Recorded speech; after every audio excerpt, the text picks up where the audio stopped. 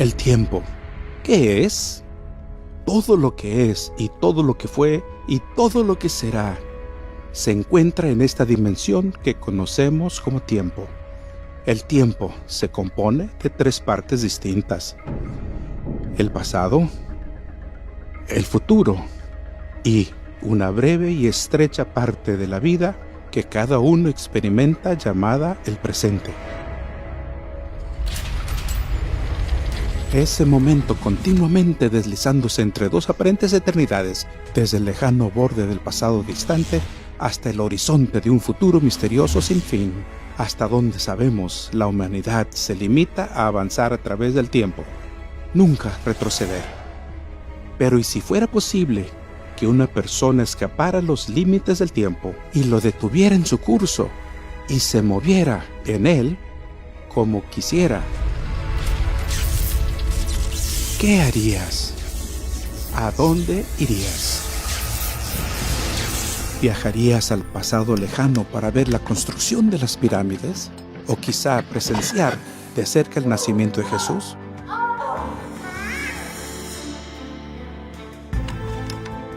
O tal vez hasta volver atrás en el tiempo para evitar el asesinato de Abraham Lincoln.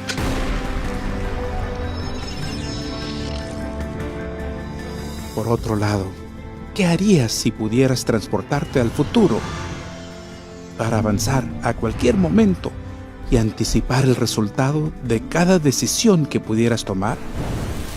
Para salir de la dimensión del tiempo y el espacio y mirar bien a tu alrededor. ¿Quién no quisiera hacer eso? ¿Qué harías con esa clase de poder? ¿Es tan solo una fantasía? Quizás no del todo. A comienzos del siglo XX, Albert Einstein presentó al mundo una teoría de la relatividad. Más tarde, cuando se probó y corroboró su veracidad, revolucionó nuestra comprensión del tiempo y espacio. Einstein descubrió que el tiempo se puede desacelerar y acelerar, dependiendo de qué tan rápido te mueves en relación con algo más. Por ejemplo, un astronauta en una nave que se aleja de la Tierra y casi la velocidad de la luz envejecería más despacio que su mellizo que permaneció en la Tierra.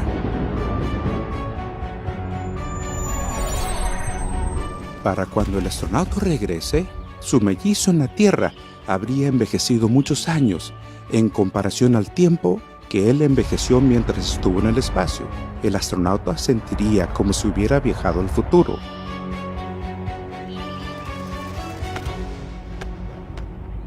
¿Y qué si hubiese un ser poderoso, libre de la restricción del tiempo? Un ser con poder absoluto sobre el tiempo y el espacio. Alguien que conozca el futuro mejor que tú conoces tu propio pasado. ¿Imposible? Y si pudiera probarlo, puede hacerlo con este libro, la Biblia.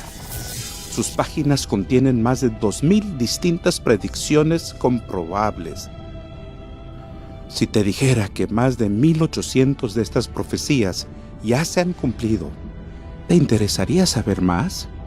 Quiero ser claro, la Biblia no es un almanaque que revela quién ganará la próxima Serie Mundial o cómo saber los números de la lotería, pero sí responde a las preguntas realmente importantes sobre nuestro futuro y tu futuro.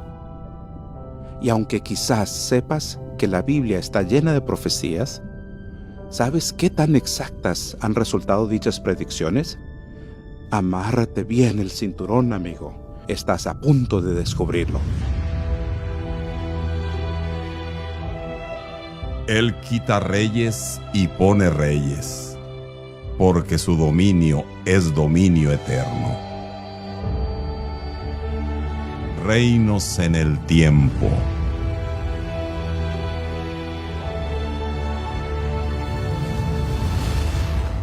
En el principio. ¿Ves? La Biblia habla del tiempo. Comencemos con un poco de contexto. La Biblia es un libro compuesto por 66 libros, escrita por alrededor de 40 autores en 3 idiomas, en 3 continentes, en un período de alrededor de 1500 años. Sus autores fueron personas de todo tipo y clase, pastores, reyes, sacerdotes, gobernantes y pescadores, cada uno con una personalidad única. Escribieron a partir de bastantes experiencias diversas, algunos desde prisiones, otros desde palacios. Algunos vivían en cuevas, otros cautivos en tierras foráneas. Aún así, la Biblia ofrece un relato consistente, con un claro comienzo, un tema constante y un final lógico, todo en torno a un personaje central. Quizás por esto es que la Biblia es el libro más vendido de todos los tiempos, con más de 5,000 millones de copias distribuidas. Veamos la primera profecía.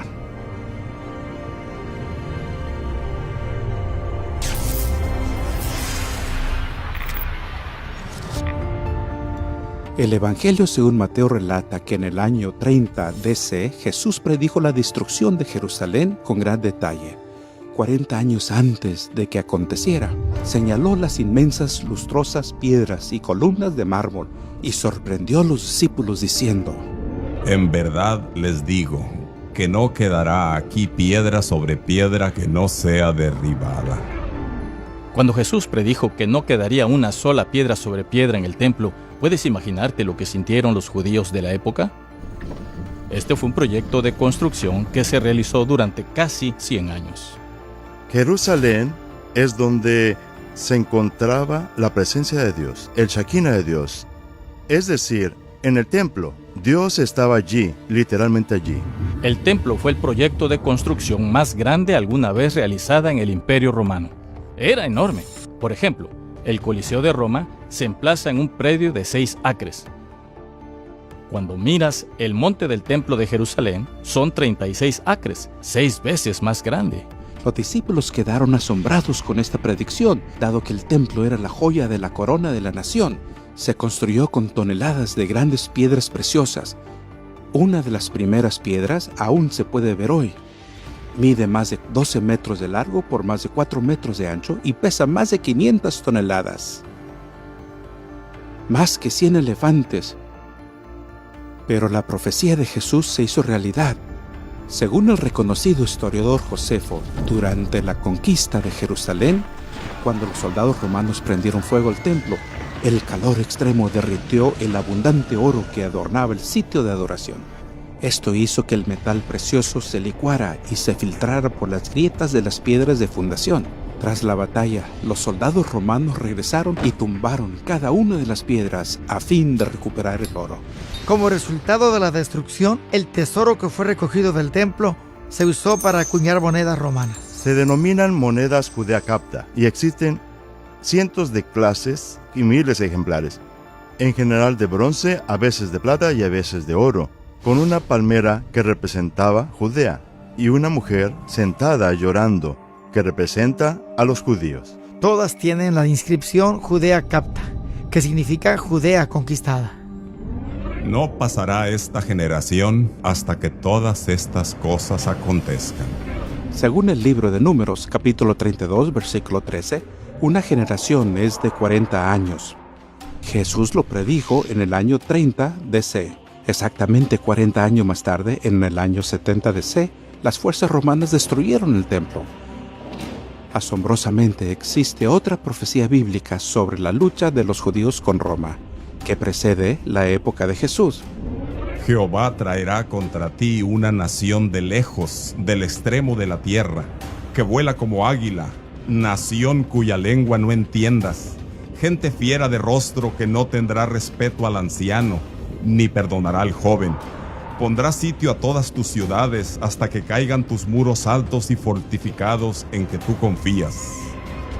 Y en efecto, los romanos se abalanzaron sobre Jerusalén y sitiaron la ciudad. En línea con la profecía de Moisés, las banderas romanas tenían la imagen de águilas al resplandor del sol. Hoy, lo único que queda del templo original es la estructura exterior, conocida como el Muro de los Lamentos. Es interesante que al caminar desde el Muro de los Lamentos hacia el sur, Hay un camino allí que está lleno de escombros y que tiene enormes capas de piedras rotas, apiladas unas sobre otras, que fueron arrojadas y amontonadas allí. Hoy día, no hay duda histórica alguna de que los romanos lo destruyeron. Lo destruyeron en el año 70 después de Cristo, que culminó en ese siglo, y que fue el fin del templo en Jerusalén. Eso habla de la validez de una profecía hecha hacía décadas por una persona que sabía que eso iba a suceder. Sión será arada como un campo, Jerusalén se convertirá en un montón de ruinas y el monte del templo será como las alturas de un bosque. El pueblo judío y la nación de Israel tienen una historia abrumadora. Ninguna otra nación del mundo ha sido desplazada tantas veces. Sobreviviendo múltiples intentos de genocidio, este pueblo fuerte y resistente ha renacido una y otra vez, reclamando su tierra y prosperando. Es increíble que hayan preservado su lengua e identidad únicas, y aún después de casi 2000 años de esclavitud, persecución y dispersión mundial. Y caerán a filo de espada, y serán llevados cautivos a todas las naciones. Y Jerusalén será hollada de los gentiles, hasta que los tiempos de los gentiles sean cumplidos. Es notable que después de que los romanos les prohibieran estar allí, que los cristianos les prohibiera estar allí, y los musulmanes, los judíos siempre han regresado a Jerusalén. Mucho antes del Estado de Israel, al menos hacia 1870, incluso hacia 1860 o 1850, los judíos eran un pueblo minoritario en Jerusalén bajo los otomanos. ¿Por qué? Porque allí es donde querían ir. Así dice el Señor Dios. He aquí, yo tomo a los hijos de Israel de entre los gentiles a los cuales fueron, y los juntaré de todas partes y los traeré a su tierra, y los haré una nación en la tierra, en los montes de Israel. En mayo de 1948, el Estado judío se restauró como nación independiente. Hoy día, este país relativamente pequeño se ha vuelto en una potencia nuclear reconocida en el mundo, líder en innovación y tecnología. Jeremías 25 posee otra profecía asombrosa sobre la destrucción de Jerusalén y su milagrosa restauración. Y toda esta tierra será puesta en soledad, en espanto, y servirán estos gentiles al rey de Babilonia 70 años. 600 años antes de Cristo, se predijo que debido a la desobediencia de la nación, Jerusalén sería conquistada, el templo judío destruido y el pueblo sería tomado cautivo en Babilonia por 70 años. Esto sucedió en el año 607 AC, cuando Nabucodonosor, rey de Babilonia, conquistó Jerusalén.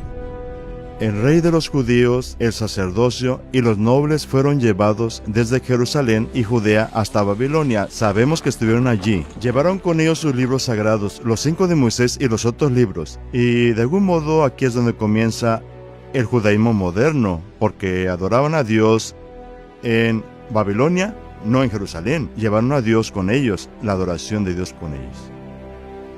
Las crónicas de Babilonia son una serie de tablas, y una tabla en particular que ahora está en el Museo Británico de Londres.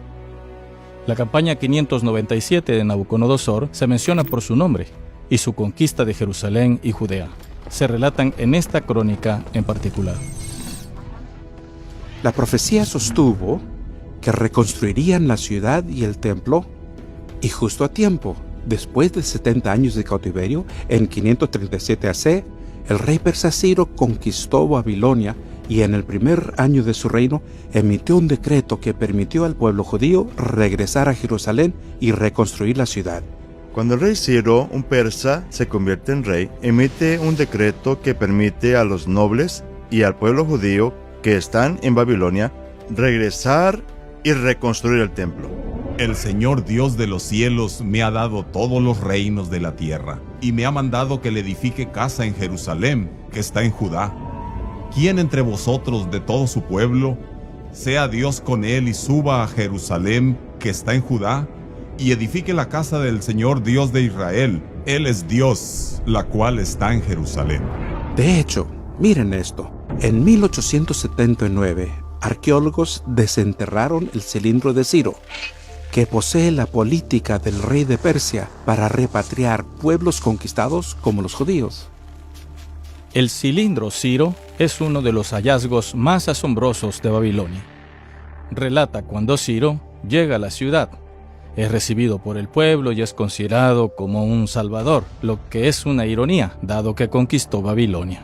Esdras nos da claros indicios en la Biblia de que ese fue el momento en que al pueblo se le permitió regresar a Jerusalén para reconstruir y restablecerse en la tierra, justo como Jeremías predijo que ocurriría tras 70 años de cautiverio. Amigos, estamos a punto de ahondar en la profecía más espectacular e indiscutible de la Biblia que prueba la validez de su inspiración. En 10 versículos sorprendentes que contienen solo 340 palabras, esta profecía relata el ascenso y caída de imperios desde los tiempos de antigua Babilonia hasta la segunda venida de Cristo. Una noche hace más o menos 2500 años, el poderoso rey de Babilonia, Nabucodonosor, se quedó dormido mientras contemplaba la vasta gloria de su reino. Mientras este gran arquitecto de uno de los imperios más poderosos del mundo finalmente se quedó dormido, se preguntaba qué deparaba el futuro para su reino. Dios tomó esta oportunidad para revelarle a través de un vívido sueño, no solo el destino final de su nación, sino el ascenso y caída de los imperios del mundo, desde sus días hasta el final de la historia de la tierra. En este increíble sueño profético descrito en Daniel capítulo 2, Dios le mostró a Nabucodonosor una estatua colosal con la cabeza hecha de oro, el pecho de plata, los muslos y el vientre de bronce, piernas hechas de hierro y los pies y dedos de arcilla y hierro. De repente, una enorme piedra cayó de los cielos y aplastó al ídolo, volviéndolo trizas y polvo.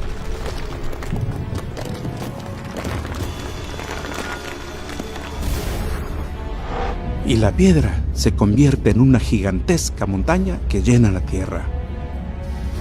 Nabucodonosor sabía que no era un sueño común, así que preocupado, el rey llamó a sus consejeros más sabios para que le relataran su sueño y su significado.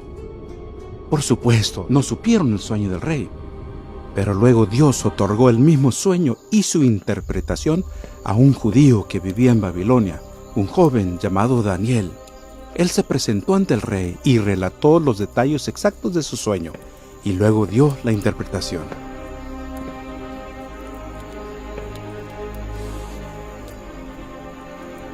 El profeta divulgó los próximos 2 milenios de imperios mundiales que afectarían al pueblo de Dios, y hasta ahora todo ha sucedido según la predicción. Daniel dijo que la cabeza de oro representaba el reino de Nabucodonosor. Babilonia, que gobernó el mundo del 612 al 539 AC, fue uno de los imperios más ricos y poderosos de la antigüedad, uno que podía describirse como la cabeza de oro. Babilonia tal vez fue una de las ciudades más sofisticadas y opulentas alguna vez edificada hasta ese punto de la historia. Y Nabucodonosor, que reinó durante más tiempo en la historia de Babilonia, reconstruyó la ciudad como vidriera para el mundo entero. La mayoría de las ciudades en el mundo antiguo eran aldeas con muros. Incluso Jerusalén, en los tiempos del rey David, era pequeña. Pero Babilonia era una ciudad aún para estándares modernos. La ciudad de Nínive, la capital asiria, era una ciudad de 2.9 millas cuadradas. Roma tenía 1 milla cuadrada. Tenemos Atenas, que por supuesto era como la capital de los filósofos, con 0.8 millas cuadradas. Y luego está Babilonia, con 4 millas cuadradas. Era 4 veces el tamaño de Roma. Lo que tenemos en esta asombrosa ciudad es arquitectura de lo más increíble. Tenemos la ciudad rodeada por 8 puertas, cada una lleva el nombre de una deidad. La más famosa es la Puerta de Ishtar, que ahora se encuentra en el Museo Borderas-Etiasches de Berlín. El río Éufrates atravesaba la ciudad. También había muros que rodeaban la ciudad. Eran muros dobles. El muro exterior tenía casi 7 metros de espesor. El interior casi 4 metros de espesor. Había una gran sociedad politeísta, una gran civilización que estaba decidida a conquistar el mundo. Y Nabucodonosor era la potencia y la fuerza detrás de todo eso. Daniel le explicó al rey que Babilonia al final caería como potencia mundial y sería reemplazada por otro reino, uno representado por el pecho y los brazos de plata. Conducido por el rey Ciro en 539 AC, el imperio medo-persa tomó Babilonia en una brillante maniobra militar. En una noche, la inmensa ciudad fue conquistada con sus muros y puertas aún intactos. Más increíble aún, los detalles de esta victoria eran parte de la profecía de hacía más de 150 años. Heródoto realmente nos cuenta la historia. Nos cuenta que, tras ahogarse su caballo, Ciro se enfureció con el río y decidió tomarlo. Hizo que sus soldados cavaran 540 canales para desviar el río y así destruir su cauce. Pero al hacerlo, logró algo que lo ayudaría a conquistar la mismísima ciudad de Babilonia. Y cuando desviaron el río, pudieron marchar por debajo de los muros de la ciudad, ya que las compuertas del río quedaron abiertas. Entraron a la ciudad derrocando la nación más poderosa del mundo. Y eso hizo el ejército, entró a la ciudad, pudieron abrir las puertas superiores y conquistar Babilonia en su totalidad, algo inimaginable en esa época. Es lo que decía la profecía, y fue exactamente lo que sucedió. Así dice el Señor a Ciro, su ungido, a quien he tomado por la diestra para someter ante él naciones y para desatar lomo de reyes, para abrir ante él puertas y las puertas no se cerrarán, para que sepas que yo soy el Señor, Dios de Israel, el que te llama por tu nombre. 150 años antes, Ciro había sido nombrado. Aquí está el profeta Isaías, mirando hacia el futuro y mediante inspiración divina, nombra a la persona exacta que vendría a conquistar Babilonia, según la profecía. En Isaías capítulo 44 tenemos esta maravillosa profecía en donde dice a los ríos, séquense, y yo secaré tus ríos, dice el Señor. Y a Ciro, mi ungido, mi pastor, él cumplirá todo esto. Así que en este texto, de 150 años antes del acontecimiento, vemos ya a Isaías que predice los medios exactos por los cuales Ciro tomaría la ciudad de Babilonia. Algo bastante increíble cuando pensamos en la profecía bíblica. Que llamo a Ciro mi pastor, y todo lo que yo quiero cumplirá, diciendo a Jerusalén, serás edificada, y al templo serás fundado. Los persas adoran a un dios, son monoteístas. Tienen eso en común con los judíos. Es probable que ahí haya un punto de entendimiento. Con Ciro y su conquista de Babilonia, se abre paso al periodo del imperio medo-persa, que se extiende del 539 hasta el 331. Cuando llegaron los medo-persas, hubo una transición. Pasaron del oro a la plata. La plata se convirtió en la moneda común. Y si bien antes había plata en Babilonia, no hacían mucho uso de ella, ya que había tanto oro. Así la plata llegó a ser la moneda de comercio con otras naciones y esa fue la forma común de referirse a los medo-persas, como el imperio de plata. Y después de ti se levantará un tercer reino, de bronce, el cual se enseñoreará de toda la tierra. Todos los eruditos religiosos concuerdan en que el reino de bronce en la imagen simboliza Grecia. Llegaron al poder cuando Alejandro Magno conquistó a los persas en la batalla de Arbela en 331 AC. A menudo se describe a Alejandro Magno como griego, y estrictamente hablando así era. Fue educado a los pies de Aristóteles. Era un joven gobernante muy carismático. Su padre, Filipo II de Macedonia, fue asesinado y Alejandro tomó el poder. De inmediato comenzó a soñar en hacer realidad los objetivos de su padre: conquistar el imperio persa. Alejandro Magno fue coronado rey con solo 18 años, pero era un prodigio militar. De hecho, en la actualidad, Alejandro Magno es sinónimo de genialidad y conquista militar. Al llegar a una ciudad le decían, ¿por qué hemos de rendirnos ante ti? Y una de las historias cuenta que había una ciudad al borde de un precipicio y les dijo a sus hombres, quiero que marchen hacia el acantilado hasta su muerte en el mar. Y obedientemente los hombres comenzaron a marchar hacia el precipicio. Alejandro Magno dijo, si mis hombres están dispuestos a obedecerme, no hay forma de que no conquistemos vuestra ciudad. Y esa ciudad en particular simplemente se rindió. Fue capaz de lograr en muy poco tiempo lo que otros no pudieron lograr en toda una vida. Y en una serie de campañas después de haberse coronado rey de Egipto, continuó avanzando al este, hasta encontrarse con el rey de Persia, Darío III. Alejandro no persigue a Darío cuando escapa al oriente, hacia su tierra. Alejandro se dirige al sur, porque quiere ocupar las tierras costeras, lo que hoy sería Palestina y luego Egipto. Para seguir avanzando debe conquistar Tiro.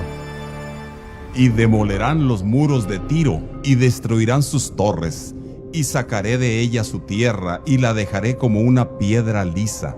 Tendedero de redes será en medio del mar, porque yo he hablado, dijo el Señor Dios. Por más de un milenio, desde 1500 AC, los fenicios fueron la potencia naval indiscutible del mundo antiguo.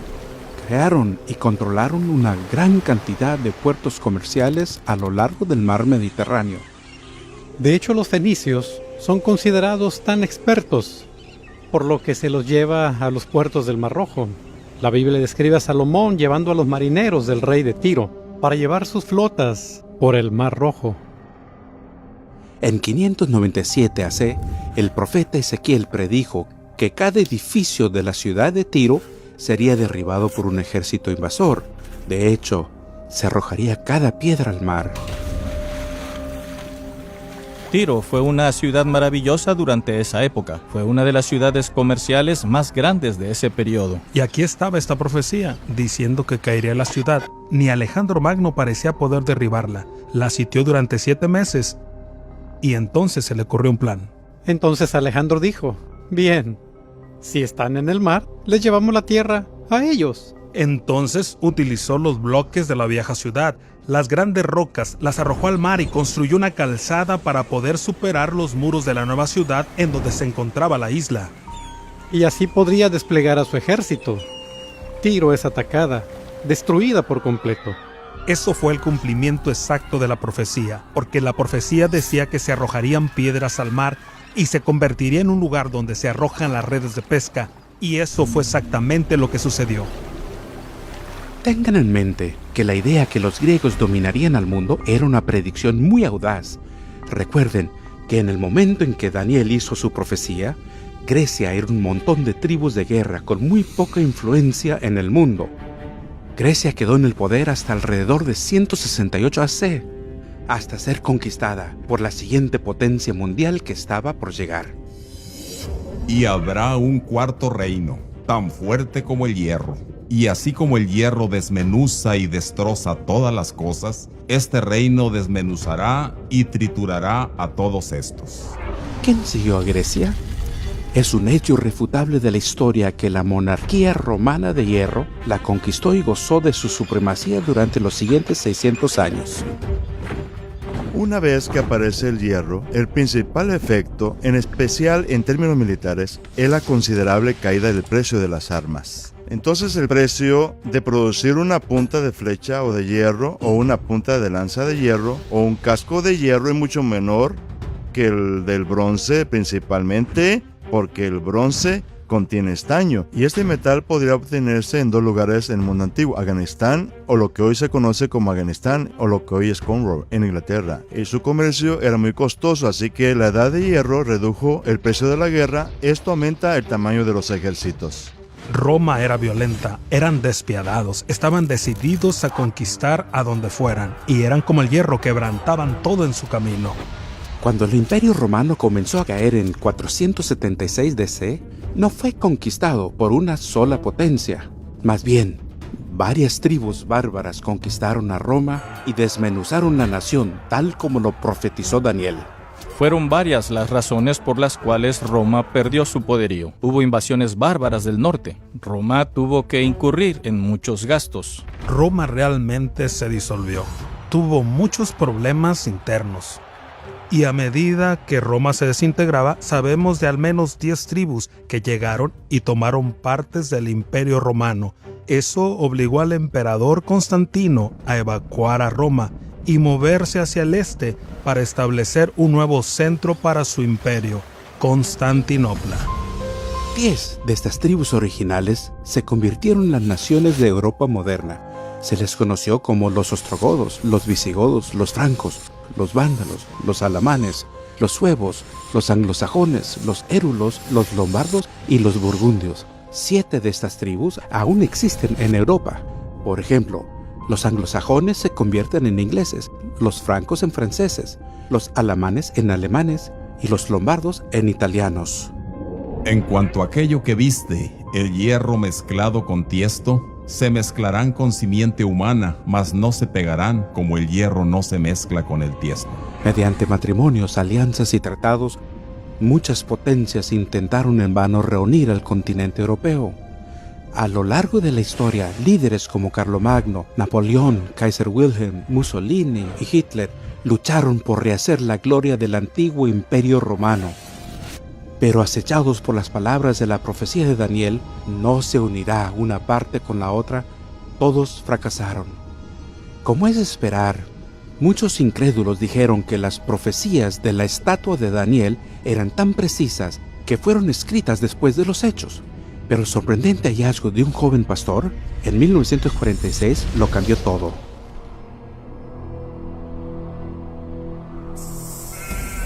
Un joven pastor beduino salió con sus amigos a pastorear sus ovejas y arrojar piedras, algo habitual en los jóvenes. Vio una abertura en la roca. Estaba frente a ella. Tomó una piedra y por supuesto la arrojó hacia adentro.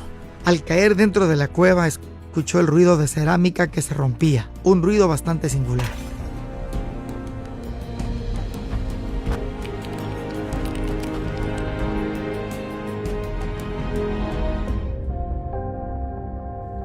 Encontró vasijas llenas de pergaminos en el fondo de la cueva.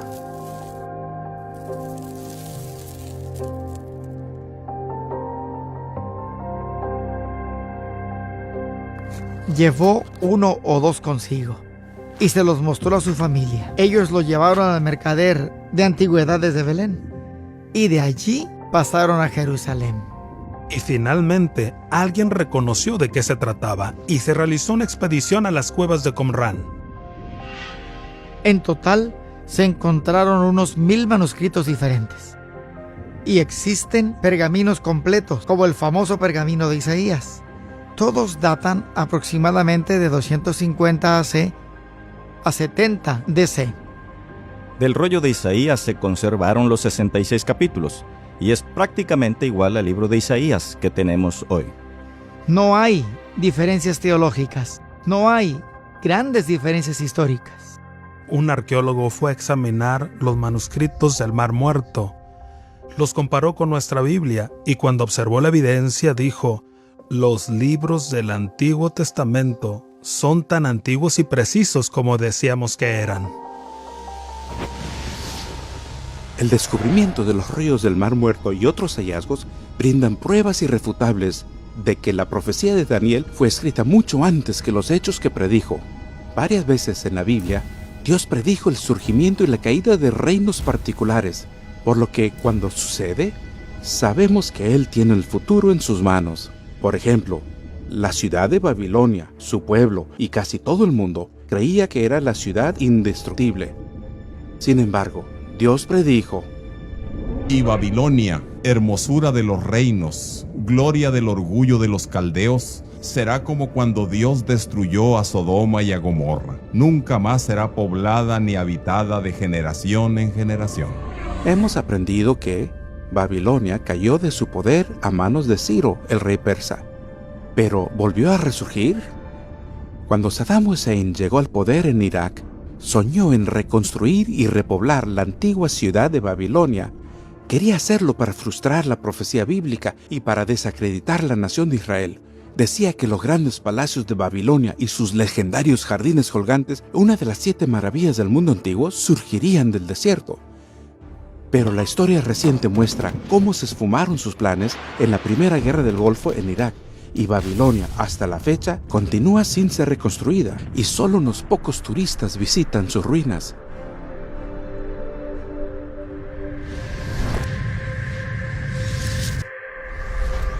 Al sudoeste de Israel, al margen del río más largo del mundo, se encontraba el reino de Egipto. Con sus grandes pirámides, sus templos colosales y agricultura de todo el año, parecía que Egipto perduraría como una superpotencia a lo largo de la historia. Sin embargo, en el momento culminante del poderío egipcio, la Biblia audazmente predijo que el reino no volvería a tener una posición dominante entre las naciones del mundo. El profeta Ezequiel declaró: Haré volver a los cautivos de Egipto y los regresaré a la tierra de Patros, a la tierra de su origen, y allí serán un reino humilde. Será el más humilde de los reinos y jamás se levantará sobre las naciones, y los empequeñeceré para que no dominen a las naciones nunca más. El antiguo Egipto fue una de las civilizaciones más conocidas. Por miles de años, Egipto dominó una gran parte del mundo antiguo. Se hicieron campañas en Canaán durante el periodo del Nuevo Reino, cuando faraones como Tutmosis III y Ramsés II se hicieron de renombre. Mucho antes de esto, por supuesto, se construyeron las pirámides en los comienzos de la historia egipcia. Pero a medida que Egipto avanza, encontramos una caída en la antigua cultura egipcia. Esta caída ocurre durante el curso de las dinastías y con el paso del tiempo, y finalmente, Egipto termina perdiendo su prominencia por completo. Egipto no es en la actualidad lo que solía ser en la antigüedad, y aún se pueden ver las pirámides de pie en esa enorme y vasta metrópolis de una ciudad llamada Cairo. Pero a menudo pensamos en lo que lograron los pueblos antiguos y lo distinto que es hoy al compararlo con esa gloriosa época de la historia. El imperio asirio alguna vez dominó el Medio Oriente, que comprende más de 500.000 de millas cuadradas. La antigua ciudad capital de Nínive se ubicaba del lado este del río Tigris, justo enfrente de lo que hoy conocemos como Mosul en Irak. Quizá recuerden que tras estar 3 días en el vientre del pez, el profeta Jonás debió advertir a los habitantes de Nínive que se arrepintieran. Si bien se puso en marcha un renacimiento, no perduró, y Nínive cayó en un estado de violencia e inmoralidad que atormentaría a sus vecinos los judíos. Como señal del juicio de Dios, en 615 AC, el profeta Nahum predijo con gran detalle la futura destrucción de Nínive. Porque ellos, como espinos enmarañados y ebrios con su bebida, serán consumidos como paja totalmente seca. Esto sucedió 3 años después, en 612 AC, en manos de los babilonios. Aquí hay algunos puntos destacados de la profecía de Nahum. Nínive quedaría devastada, en parte por las fuertes lluvias e inundaciones. Los comandantes del ejército escaparían. También sucedió. Un incendio destruiría la ciudad, y aún más notable, la ciudad no volvería a levantarse. Nínive no vuelve a construirse como ciudad. El gran Sigurat de Nínive, el palacio de Nínive, ninguno fue reconstruido. Para obtener una perspectiva de estas predicciones, los profetas de la Biblia predijeron que ciudades principales como Babilonia, Tiro y Nínive serían destruidas y nunca más renacerían. Así fue. Sin embargo, Jerusalén fue destruida y reconstruida 27 veces y aún perdura el día de hoy. Una y otra vez, la historia ratifica la Biblia. Además, casi todos los nombres de reyes, generales y líderes bíblicos fueron confirmados y aceptados por la arqueología moderna. Pero el verdadero foco central de toda la profecía bíblica es una persona. Jesús es el tema central de las Escrituras. La Biblia relata su historia, comienza y termina con Cristo. Por lo tanto, no debería sorprendernos encontrar profecías acerca de la llegada del Mesías en el Antiguo Testamento. Quizás sea el momento de repasarlo rápidamente. En realidad, la Biblia está dividida en 2 colecciones de libros. El Antiguo Testamento contiene 39 libros que incluyen la ley de Moisés, las historias, profecías y escritos sagrados que tuvieron lugar antes del nacimiento de Jesús. La última colección es de 27 libros que contiene el Nuevo Testamento. Cubre la historia del nacimiento, la vida y enseñanzas de Jesús. Luego siguen las escrituras de los apóstoles y las profecías de Apocalipsis. Resulta increíble que dispersas por todo el Antiguo Testamento hay más de 300 profecías que predicen la llegada de Cristo, algunas con detalle asombroso. En el Nuevo Testamento encontramos un relato sorprendente del cumplimiento de todas estas profecías. Recuerden, alrededor de 400 años separan el final del Antiguo Testamento y el inicio del Nuevo Testamento. Me gustaría también mencionar que sabemos con certeza, por el descubrimiento y datación de los rollos del Mar Muerto, que todo esto fue escrito mucho antes de que sucediera. Ahora, tomemos un instante para analizar algunas de estas increíbles profecías. Cada año, más de 1.000 millones de cristianos celebran la llegada de Cristo. Aunque según las Escrituras es poco probable que Jesús haya nacido el 25 de diciembre, queda claro que su nacimiento fue predicho y esperado. Pero tú, Belén Efrata, aunque eres pequeña entre las familias de Judá, de ti me saldrá el que ha de ser gobernante en Israel, y sus orígenes son desde tiempos antiguos, desde los días de la eternidad. Sorprendentemente, para que esta profecía se haga realidad, Dios tendría que reubicar a José desde su ciudad natal, Nazaret, y llevarlos a él y a María 70 millas al sur a Belén, ciudad natal de la familia de José. La historia muestra que este censo tuvo lugar alrededor de 4 AC.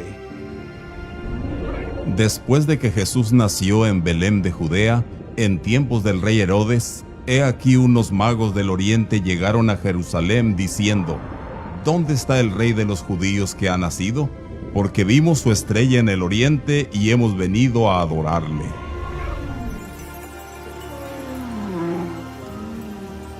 La Biblia no solo predijo específicamente dónde nacería Jesús, sino que indica dónde comenzaría su ministerio.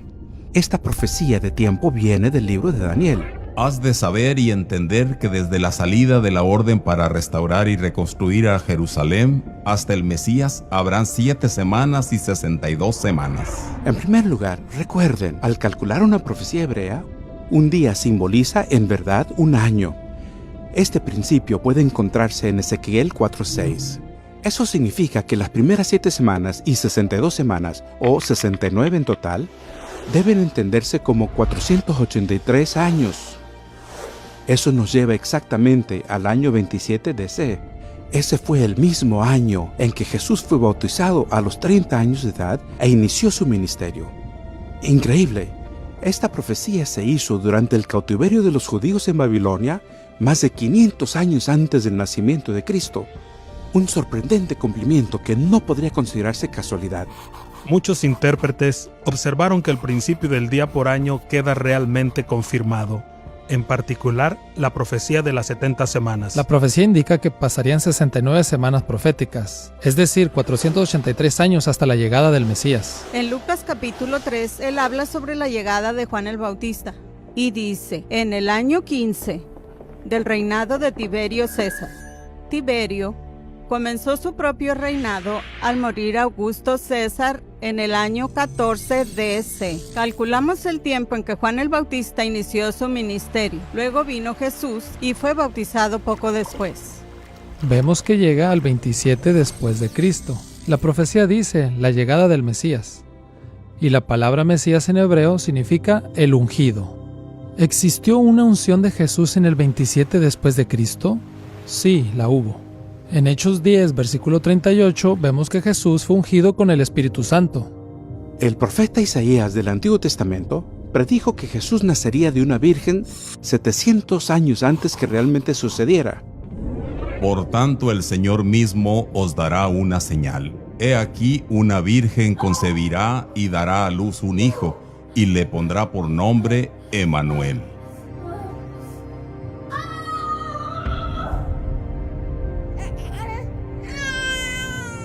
Quiero que presten atención a dos cosas notables: una virgen que da a luz y un nacimiento en Belén. Estas son cosas que Jesús jamás habría podido manipular. Jesús jamás podría haber dicho: intentaré cumplir esas profecías, porque uno no puede elegir cómo nacer o dónde nacer. Sin embargo, estos dos hechos ocurrieron en la vida de Jesús. Una profecía del Antiguo Testamento predijo que el nacimiento del Mesías estaría asociado con un evento genocida.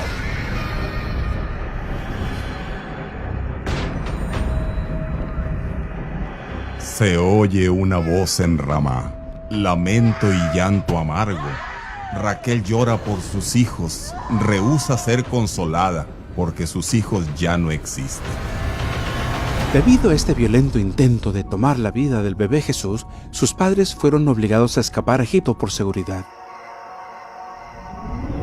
Y él, levantándose, tomó de noche al niño y a su madre, y se trasladó a Egipto, y estuvo allá hasta la muerte de Herodes, para que se cumpliera lo que el Señor habló por medio del profeta, diciendo: de Egipto llamé a mi hijo. Así fue como la nación judía llegó a Egipto, y ahora eran llamados a salir de Egipto.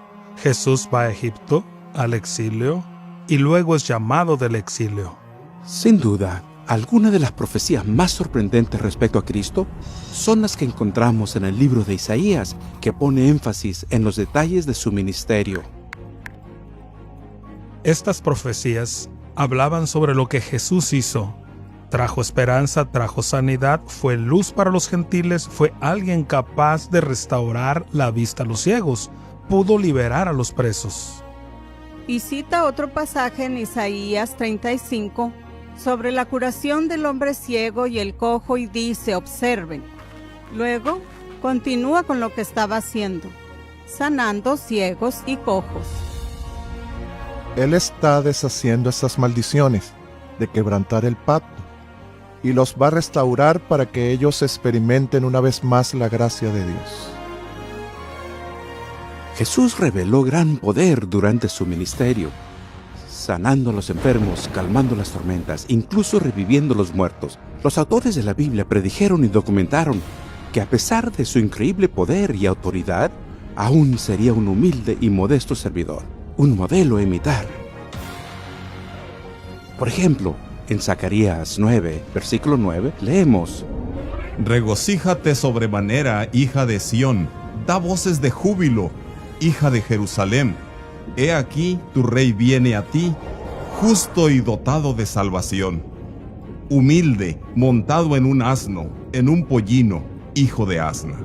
500 años antes de la llegada de Jesús, Zacarías había profetizado. Dijo que vendría un rey montado sobre un asno, y eso se convirtió en una tradición. Entonces, al entrar a Jerusalén, con la multitud que gritaba Hosana y extendiendo sus mantos ante él y palmas, la gente hubiera entendido, porque habrían pensado: Jesús se está posicionando como rey, está por iniciar un golpe de estado. Pero Jesús no era esa clase de rey. Jesús parece haber escogido montar un asno para declarar que era un rey antes de ir a la cruz. Este sorprendente hecho fue presenciado por miles de personas solo unos días antes de la crucifixión de Jesús, aunque fácilmente se hubiera podido negar, pero el autor que lo presenció lo registra como un hecho histórico. No hay nada más convincente que las profecías sobre la traición, el juicio, la crucifixión y la resurrección de Jesús. Primeramente, el Antiguo Testamento predijo que el Mesías sería traicionado por un amigo después de compartir pan con él. Como todos saben, Judas traicionó a Jesús justo después de la última cena. Jesús predijo que sería traicionado. Esto en verdad conmocionó a sus discípulos. Alguien que es parte del círculo interno es un traidor y traiciona esa confianza. Hay una razón por la cual las personas no nombran a sus hijos Judas. Aún mi íntimo amigo, en quien yo confiaba, el que de mi pan comía, contra mí se ha levantado.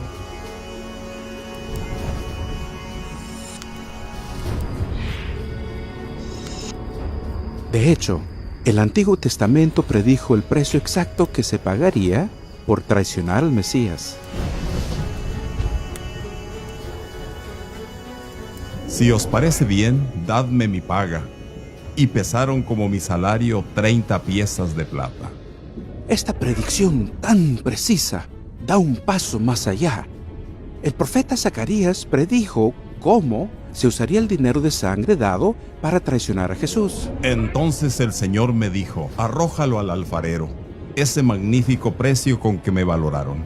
Tomé pues las 30 piezas de plata y las arrojé al alfarero en la casa del Señor. Cuando Judas se da cuenta de que Jesús no hará nada para liberarse, se llena de remordimiento. Él está conmocionado por lo que hizo. De repente toma conciencia de que traicionó a su maestro. Entonces vuelve al sacerdote con el dinero. Le dice: he traicionado sangre inocente. Pero ellos dijeron: ¿qué nos importa a nosotros? Es asunto tuyo. Entonces él, arrojando las piezas de plata dentro del santuario, se apartó, se fue y se ahorcó. Los principales sacerdotes, tomando las piezas de plata, dijeron: no es lícito ponerlas en el tesoro de las ofrendas, porque es precio de sangre, y habiendo tomado acuerdo, compraron con ellas el campo del alfarero para sepultura de los extranjeros. Veamos ahora a Jesús. Allí está Jesús de pie delante de Pilato. Se rehúsa a defenderse. Fue oprimido y afligido, pero no abrió su boca, como cordero que es llevado al matadero.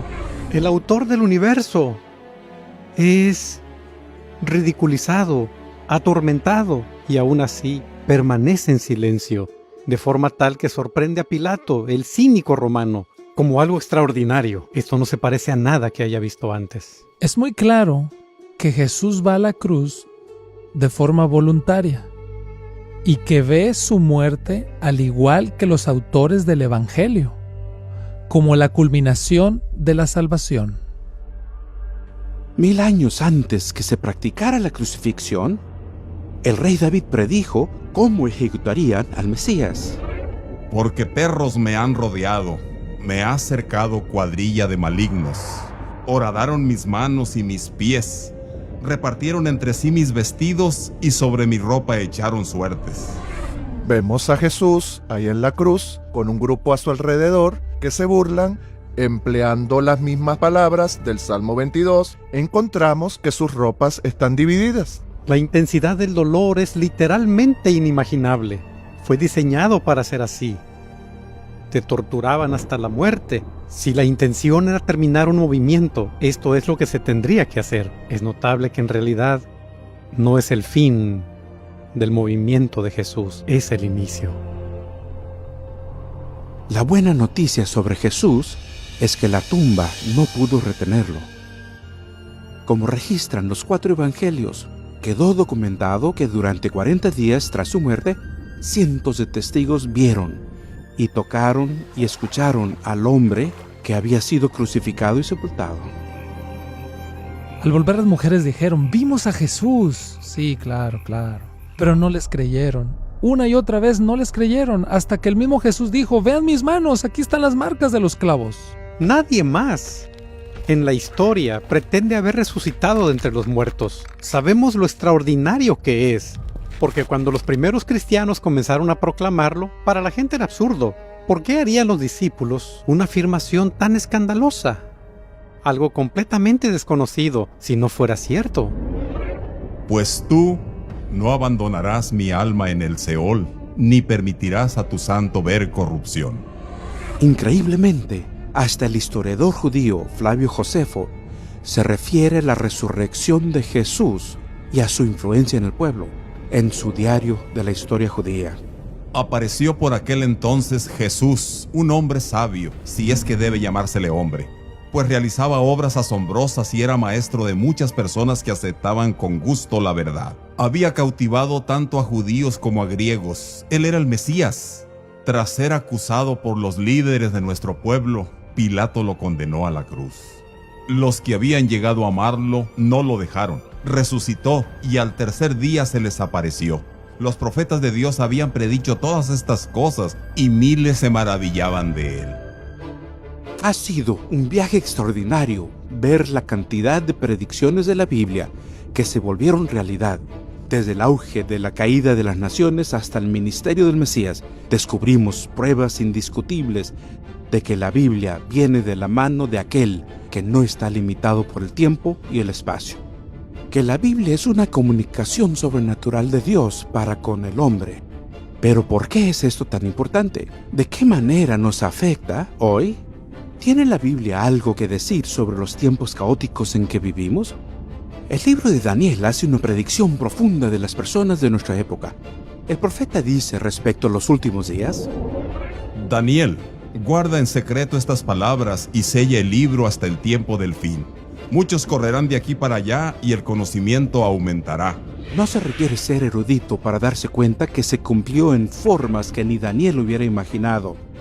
En solo una vida, el conocimiento creció tanto más allá de nuestro entendimiento.